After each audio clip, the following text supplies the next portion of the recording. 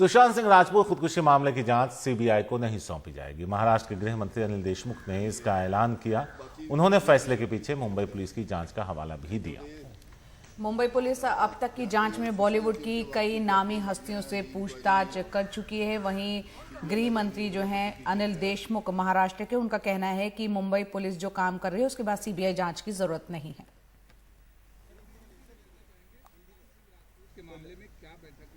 सिंह राजपूत के मामले में क्या बैठक में डिसीजन हुआ? जैसे आज की हमारी दूसरी बैठक थी, लेकिन आज एक गृह मंत्री मैं बताना चाहता हूं कि सुशांत सिंह राजपूत का जो केस है उसको मुंबई पुलिस तहकीकात उसकी कर रही है और कोई भी हालत में सीबीआई को ये केस देने का कोई प्रश्न नहीं उपस्थित होता। और अभिनेता सुशांत सिंह राजपूत की खुदकुशी का मामला दो राज्यों की पुलिस के बीच भी उलझ गया है। पटना में परिवार ने दोस्त रिया चक्रवर्ती के खिलाफ धोखाधड़ी और खुदकुशी के लिए उकसाने का मामला दर्ज कराया है, जिसे मुंबई ट्रांसफर कराने के लिए रिया चक्रवर्ती सुप्रीम कोर्ट पहुंच चुकी हैं।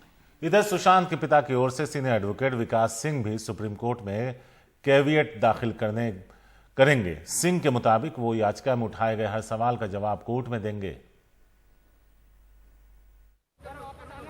पटना पुलिस मुंबई में है। सुशांत सिंह राजपूत खुदकुशी मामले में रिया चक्रवर्ती और दूसरे आरोपियों के खिलाफ सबूत इकट्ठा करने के लिए सुशांत के पिता ने पटना में एफआईआर दर्ज कराई है कि उनके बेटे की खुदकुशी के लिए रिया चक्रवर्ती और उनका परिवार जिम्मेदार है। पिता के सिंह ने आरोप लगाया है कि रिया चक्रवर्ती ने कोटक महिंद्रा बैंक में सुशांत के खाते से साल भर में 17 करोड़ रुपए निकाले हैं। उनके साथ जो चीटिंग हुई है, हम उस केस का अनुसंधान करने के लिए आए हैं। हमने बॉम्बे पुलिस से मदद मांगी है, ऑन प्रोसेस है, वो हमें मदद कर रहे हैं। हम अपना अनुसंधान कर रहे हैं और आगे भी करेंगे। अनुसंधान का बहुत सारी बात हम नहीं बता पा रहे हैं, जितनी बातें आप समझ रहे हैं अनुसंधान में होनी चाहिए, मेरे ख्याल से वो सब होनी चाहिए, तो वो हम लोग करेंगे। दोपहर तक क्राइम ब्रांच में डीसीपी का इंतजार करने के बाद पटना पुलिस वर्सोवा की एक इमारत में गई और फिर थोड़ी देर में बाहर भी आ गई। इस बीच पता चला है कि सुशांत और रिया चक्रवर्ती ने सितंबर 2019 में एक कंपनी शुरू की थी और उसमें रिया के भाई शोइक चक्रवर्ती को भी डायरेक्टर बनाया गया था। सवाल है, सुशांत के पिता का इशारा कहीं इस तरफ तो नहीं? इधर मुंबई पुलिस मामले में अब तक 40 के करीब लोगों का बयान दर्ज कर चुकी है, जिसमें सुशांत की गर्लफ्रेंड रिया चक्रवर्ती और सुशांत का चार्टर्ड अकाउंटेंट भी शामिल है। मुंबई पुलिस सूत्रों की माने तो उनकी जांच का एक उद्देश्य सुशांत की माली हालत को जानना था। अकाउंट से साफ है कि सुशांत की खुदकुशी की वजह पैसों की तंगी नहीं है, लेकिन क्या पैसों के लेन देन में कोई गड़बड़ी है? मुंबई पुलिस के पास अभी इसका कोई जवाब नहीं है। इस बीच अभिनेत्री रिया चक्रवर्ती के वकील सतीश माने शिंदे ने सुप्रीम कोर्ट में अर्जी देकर पटना में दर्ज मामले को मुंबई ट्रांसफर करने की मांग की है। दलील है कि मुंबई पुलिस पहले से ही सुशांत सिंह राजपूत खुदकुशी मामले की जाँच कर रही है और कई गवाहों के बयान भी दर्ज हो रहे हैं। ऐसे में दूसरा मामला नहीं चल सकता। मुंबई से कैमरामैन राजेंद्र दयालकर से सुनील सिंह, एनडीटीवी इंडिया के लिए। हमारे सहयोगी मुंबई से सुनील सिंह हमारे साथ जुड़ गए हैं। सुनील, एक तरफ ये पूरा मामला सुप्रीम कोर्ट पहुंच चुका है, राज्य के गृह मंत्री कह रहे हैं सीबीआई जांच की जरूरत नहीं है, मुंबई पुलिस कई नामी ग्रामी हस्तियों से पूछताछ कर चुकी है। ये पूरी जांच पूछताछ के आधार पर ही अगर समझने की कोशिश की जाए, किस दिशा में अब जा रही है? देखिए, अब तो अगर ईमानदारी से बात करें तो पूरी की पूरी जांच ही उलझ कर रह गई है। खुदकुशी की थी उन्होंने, ये साफ हुआ था पोस्टमार्टम रिपोर्ट से, और दूसरा रिपोर्ट आ गई, उसमें भी पता चल गया कि कोई भी जहर या पॉइजन नहीं दिया गया था, यानी किसी तरह की साजिश नहीं थी, ये साफ हो चुका है। अब मामला है कि डिप्रेशन की वजह से उन्होंने खुदकुशी की, तो डिप्रेशन क्यों था इसकी जांच पुलिस कर रही है, मुंबई पुलिस, और जिसके लिए अलग अलग लोगों के बयान लिए गए, जिसमें बॉलीवुड में भाई भतीजावाद भी आया, ग्रुपिज्म की भी बात भी उठी, लेकिन कहीं भी अभी तक कोई पुष्टि नहीं हुई है। अब बिहार में सुशांत सिंह राजपूत के पिता के सिंह ने जो मामला दर्ज कराया है वो धोखाधड़ी और खुदकुशी के लिए उकसाने का मामला दर्ज कराया है, और वो भी रिया चक्रवर्ती के खिलाफ, जो कि सुशांत सिंह की गर्लफ्रेंड रही हैं और उनके साथ साल भर से उम्र रही भी थी, और उनकी खुदकुशी करने के 2 दिन पहले तक वो उनके साथ मौजूद थी और चली गई। उसके बाद ही कुछ ऐसा हुआ जिसकी वजह से सुशांत ने खुदकुशी कर ली। तो अब पूरा का पूरा जांच का जो दायरा है वो आ गया है रिया चक्रवर्ती की तरफ घूम गया है, और जिस तरह से बातें उभर कर आई हैं, उन्होंने 2 कंपनियां उनके साथ मिलकर खोली थी, खुद भी डायरेक्टर बनी थी, सुशांत सिंह उसमें डायरेक्टर थे और अपने भाई को भी डायरेक्टर बनवाया था। और दोनों कंपनियों का रजिस्ट्रेशन जो है वो नवी मुंबई के जिस फ्लैट का मकान का पता दिया गया था वो उनके पिता के नाम है, यानी कि रिया चक्रवर्ती के पिता इंद्रजीत चक्रवर्ती के नाम है। तो इस तरह की बातें जो उभर कर आ रही है, इससे लग रहा है कि कहीं न कहीं मामले में कुछ न कुछ गड़बड़ थी। और जो आरोप लगा रहा है परिवार की, रिया ने एक तरह से सुशांत को अपने बस में कर लिया था, उसको अपनी तरह से उन्होंने इस्तेमाल किया, उनके पैसों का इस्तेमाल किया, और जब लगा कि अब ये काम के नहीं है तब एक तरह से उनके नाता तोड़ लिया, उनके फोन ब्लॉक कर दिया, कई आरोप है उसमें। अब इस सब मामले की जांच होनी है, लेकिन अब सवाल उठता है कि जांच करेगा कौन। मुंबई पुलिस पहले से जांच कर रही है, यहाँ मामला दर्ज है एडीआर का। पटना पुलिस मुंबई आई हुई है, वो चाहती है कि इस पूरे मामले की जांच करें, लेकिन उसको यहाँ पर स्थानीय पुलिस की समर्थन लेना होगा, सहयोग लेना होगा, तभी जो आरोपी पक्ष है यानी खास करके रिया चक्रवर्ती या बाकी उनके परिवार के लोग उनसे वो पूछताछ कर सकती है, या फिर जो भी जांच अब तक मुंबई पुलिस ने की है उसके दस्तावेज पा सकती है। लेकिन वो संभव होता नजर नहीं आ रहा है। जिस तरह की खींचतान चल रही है, कल से हम देख रहे हैं, आज भी शायद ही उन्हें इस तरह का एक्सेस मिल पाए। हाँ, लेकिन इस बीच उन्होंने जो शिकायतकर्ता पक्ष है यानी कि सुशांत सिंह परिवार का जो पक्ष है, उनके लोगों का बयान लेना शुरू कर दिया है। जैसे कल सुशांत सिंह के बहन मीतू सिंह का बयान लिया गया, एक नौकर का भी बयान लिया गया पटना पुलिस की तरफ से, और आज बहुत उम्मीद है कि वो बैंकों में जाएं और बैंक से स्टेटमेंट निकालें ताकि जो आरोप है 17 करोड़ के गबन का, उस पर कुछ प्रकाश डाल सकें। शुक्रिया सुनील इस पूरी जानकारी के लिए। महाराष्ट्र में लॉकडाउन 31 अगस्त तक बढ़ाया गया है। 5 अगस्त से राज्य के मॉल और मार्केट कॉम्प्लेक्स खुल जाएंगे यानी शुरू हो जाएंगे। सुबह 9 से लेकर शाम 7 बजे तक मॉल खुलेंगे, लेकिन मॉल के थिएटर और फूड कोर्ट बंद रहेंगे।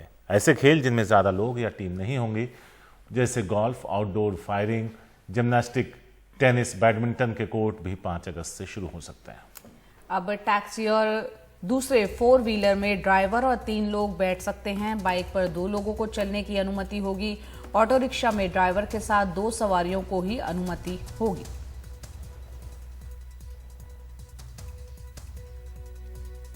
और अब बात यहां पर अनलॉक 3 की कर लेते हैं, जो कि 1 अगस्त से शुरू हो जाएगा। गृह मंत्रालय ने इसके लिए बाकायदा गाइडलाइंस जारी की है और इसके तहत 5 अगस्त से जिम और योग सेंटर्स खुल जाएंगे। 31 अगस्त तक स्कूल और कॉलेज अभी बंद रखने का ही फैसला रखा गया है। Metro, cinema hall, swimming pool को अभी नहीं खोला जाएगा।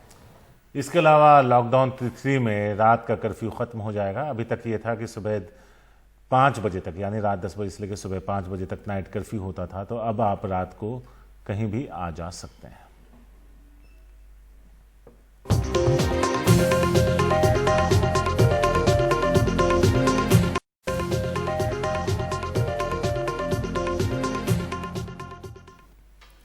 केंद्र सरकार ने कल नई शिक्षा नीति का ऐलान कर दिया। अब 5वीं कक्षा तक सभी विषय मातृभाषा या फिर क्षेत्रीय भाषा में ही पढ़ाए जाएंगे। 4 साल के ऑनर्स की पढ़ाई में हर साल कोई ना कोई सर्टिफिकेट, डिग्री या डिप्लोमा मिल जाएगा। बाद में पढ़ाई पूरी करने का भी विकल्प होगा। 34 साल से शिक्षा नीति में परिवर्तन नहीं हुआ था और इसलिए आज का ये जो परिवर्तन है और जो नई शिक्षा नीति है, मुझे विश्वास है कि पूरा समाज और सभी देशवासी इसका स्वागत करेंगे। 34 साल बाद आई नई राष्ट्रीय शिक्षा नीति दावा करती है कि स्कूली शिक्षा में वैज्ञानिक मिजाज को बढ़ावा दिया जाएगा, तकनीक की मदद ली जाएगी, लेकिन सबको साथ लिया जाएगा। इस नई राष्ट्रीय शिक्षा नीति के मुताबिक पहले 3 साल प्री स्कूलिंग के होंगे। 12वीं तक की पढ़ाई को 5+3+3+4 की डिजाइन पर रखा जाएगा। 5वीं तक मातृभाषा या स्थानीय भाषाओं में पढ़ाई होगी। यही नहीं, 12वीं तक साइंस, आर्ट्स और कॉमर्स के अंतर में लचीलापन लाया जाएगा। The new system in school will be 5+3+3+4 in place of 10+2. उच्च शिक्षा के स्तर पर भी कई अहम बदलाव दिख रहे हैं। जोर अंतर्राष्ट्रीय मानकों पर है। ग्रेजुएशन के कोर्स में हर साल बाहर जाने का विकल्प रहेगा। हर साल के लिए सर्टिफिकेट, डिप्लोमा या डिग्री की व्यवस्था होगी। लोग कभी भी बाद की पढ़ाई पूरी कर सकेंगे। ऑनर्स 4 साल का होगा, जिसके बाद 1 साल का मास्टर्स किया जा सकेगा। एमफिल नहीं, सीधे सीधे पीएचडी की जा सकेगी। जैसे हम लोग यहाँ पर हैं तो हम लोग 3 साल के डिग्री प्रोग्राम यथावत पूर्व की भांति रहेंगे, लेकिन 4 year degree programme with 1 year MA and direct no MPhil, they can go to PhD. सरकार को उम्मीद है कि नई शिक्षा नीति पढ़ाई को आसान भी बनाएगी और उपयोगी भी। जो स्वच्छ भारत होगा, स्वस्थ भारत होगा, सशक्त भारत होगा, समृद्ध भारत होगा, श्रेष्ठ भारत होगा, एक भारत होगा, उस नए भारत के निर्माण में ये नई शिक्षा नीति 2020 मील का पत्थर साबित होगी। नई राष्ट्रीय शिक्षा नीति में अंतर्राष्ट्रीय मानकों को भी शामिल किया गया है, जिसके तहत छात्रों के पास ये अधिकार होता है कि वो अपने कोर्स को बीच में छोड़कर कुछ समय बाद उसे दोबारा रिज्वाइन करें। साफ है, बड़े स्तर पर छात्रों के साथ साथ शैक्षणिक संस्थाओं को भी ज्यादा स्वायत्तता देने का प्रस्ताव इस नीति में शामिल किया गया है। अब सरकार के सामने अगली चुनौती इस नीति को देश में सही तरीके से लागू करने के लिए जरूरी कानूनों पर राजनीतिक सहमति बनाकर उन्हें संसद में पारित कराने की होगी। दिल्ली से करण पात्रा के साथ हिमांशु शेखर, एनडीटीवी इंडिया। दिल्ली में सरकारी और निजी गौशालाओं में फंड न होने के चलते 25,000 गायों को चारे की कमी से जूझना पड़ रहा है। दिल्ली की सबसे बड़ी सरकारी गौशाला के पास केवल 5 से 7 दिन का चारा ही बचा है। दिल्ली हरियाणा बॉर्डर से गौशालाओं पर आइए देखते हैं हमारे सहयोगी रवीश रंजन शुक्ला की ये ग्राउंड रिपोर्ट। ये दिल्ली की सबसे बड़ी सरकारी गौशाला है। यहाँ दिल्ली के 9,000 से ज्यादा गाय, आवारा और बीमार मवेशी हैं। लेकिन लॉकडाउन में दानदाताओं की कमी और नगर निगम के फंड न मिलने से अब इन गायों पर भुखमरी के बादल मंडराने लगे हैं। हमारा एमसीडी से तकरीबन 18 करोड़ रुपया पेंडिंग चल रहा है, जो जून 2017 से है। वो बकाया राशि अगर नहीं मिली तो हमारी सारी गौएं सड़कों पर आ जाएंगी और ये इसकी जिम्मेवार एमसीडी होगी। हमारे पास दान जो है 25% के करीब रह गया है, 75% दान का खत्म हो गया है। अच्छा। हाँ जी, क्योंकि दानदाता ही नहीं आ पा रहे, विजिट नहीं हो पा रही। इस गौशाला में हर रोज 4 से 5 लाख रुपए का खर्चा है। फंड की कमी से इस साल सूखा चारा भी नहीं खरीद सके हैं, लिहाजा चारे के गोदाम खाली पड़े हैं। हार्डली 1 हफ्ते का है, 7 दिन का चारा है बचा है। हरा चारा जो हम लोकल किसानों से लेते हैं, उन्होंने किसानों ने अपना चारा देना बंद कर दिया है, क्योंकि उनके पिछले कई दिनों से उनकी पेमेंट नहीं हो पाई है। इसलिए हमारे चारे की इस समय पोजीशन काफी ज्यादा खराब है। दिल्ली हरियाणा के इस बॉर्डर पर छोटी बड़ी करीब 25 गौशालाएं हैं। यहाँ नगर निगम के अलावा गौरक्षा दलों की गायें भी लाई जाती हैं, लेकिन कुछ को छोड़कर बाकी सब खासे संकट में हैं। सरकारी गौशाला से हम बवाना रोड की एक निजी गौशाला में पहुंचे हैं। ये आप देखिए, यहाँ पर बता रहे हैं कि 10, 12, 15 गायें थी, लेकिन आज की तारीख में एक गाय की मौत हो चुकी है। एक गाय यहाँ पर मिली है, संचालकों का आता पता नहीं है। और ये हालात हैं निजी गौशाला के। बताया जा रहा है कि लॉकडाउन में चूँकि चंदा नहीं आने की वजह से जो लोग हैं वो गौशाला तक पहुँच नहीं पा रहे हैं। इसकी वजह से चारे की कमी से ये सारे गौशाला जूझ रही है। वीरान पड़ी इस गौशाला में हमें कोई इंसान नहीं मिला। गौशाला के बैनर और खराब हो चुके चारे के सिवा यहाँ कुछ नहीं था। बड़ी मुश्किल से संचालक का फोन नंबर लेकर हमने बात की तो उन्होंने बताया कि वो अपने खर्चे पर गौशाला चला रहे थे। मैं खुद अपने घर से करता हूँ, ऐसा मैंने किसी से कुछ नहीं मांगा आज तक। तो बाहर से कोई फंड वंड नहीं मिलता है? कोई आपको दान वान कोई नहीं देता है? नहीं सर, कभी कभी कोई पर्ची कटवा लेता है 251 की, 500 रुपए की। अच्छा। दिल्ली में नगर निगम ने आवारा मवेशी, किसानों के छोड़े गए गाय और बीमार पशुओं के लिए 5 सरकारी गौशालाएं खोली हैं। यहाँ करीब 25,000 से ज्यादा गाय और मवेशियों को रखा गया है। लेकिन निगम के मेयर भी मानते हैं कि गौशालाओं में आर्थिक संकट मंडरा रहा है। सारा विषय मेरे संज्ञान में आया है। मैंने MCD commissioner, finance additional commissioner और सभी संबंधित विभाग के लोगों से बात की है और मैं सभी प्रबंधन कमेटी के लोगों को विश्वास दिलाता हूं कि जल्द से जल्द कोई रास्ता निकाल के राहत दी जाएगी। हालांकि नियम के मुताबिक गौशालाओं में 3 महीने का सुरक्षित फंड हमेशा जमा होना चाहिए ताकि पशुओं को चारे की कमी न होने पाए। लेकिन निगम की कुर्सी पर बैठी बीजेपी सरकार 3 साल से अपनी सबसे बड़ी गौशाला को चारे तक के लिए पैसा नहीं दे पा रही है। नई दिल्ली से कैमरामैन राकेश महाले और हरिकिशन शर्मा के साथ रवीश रंजन शुक्ला, एनडीटीवी इंडिया।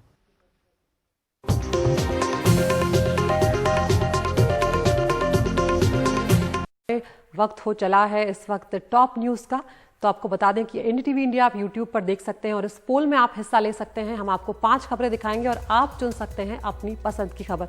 तो सबसे पहली खबर है टॉप 5 में 1 अगस्त से अनलॉक 3 जो है वो शुरू होने जा रहा है, जिसमें नाइट कर्फ्यू जो है वो अब खत्म हो जाएगा, नहीं होगा, और शर्तों के साथ जिम भी खुलने जा रहे हैं। दूसरी खबर है महाराष्ट्र में 31 अगस्त तक अब लॉकडाउन जो है वो रहने वाला है, लेकिन मॉल खुलेंगे। इसके अलावा तीसरी खबर जो है वो नई शिक्षा नीति का है, जिसे लेकर काफी चर्चा जो है वो चल रही है। इस नीति में 10+2 का जो फॉर्मेट है वो खत्म हो गया है, अब 5+3+3+4 का पैटर्न जो है वो आया है। इसके अलावा 12वीं तक साइंस, आर्ट्स और कॉमर्स में अब अंतर नहीं होगा। पहले 3 साल की प्री स्कूलिंग होगी, फिर मातृभाषा या स्थानीय भाषा में 5वीं तक की पढ़ाई हो जाएगी। इसके अलावा चौथी खबर जो है वो राजस्थान की है, जहां पर राज्यपाल कलराज मिश्र जो हैं वो मान गए हैं। 14 अगस्त से विधानसभा का सत्र उन्होंने बुलाने को अब कह दिया है। और 5वीं खबर है अभिनेता सुशांत सिंह राजपूत केस की, जिसमें सीबीआई जांच से महाराष्ट्र सरकार ने एक बार फिर इनकार किया है। तो आप एनडीटीवी इंडिया के यूट्यूब पर जाइए और आप भी इस पोल में शामिल हो सकते हैं। जो खबर आप देखना चाहें उसे आप चुन सकते हैं और हम आपको दिन भर उस खबर को विस्तार से एनडीटीवी इंडिया पर दिखाएंगे।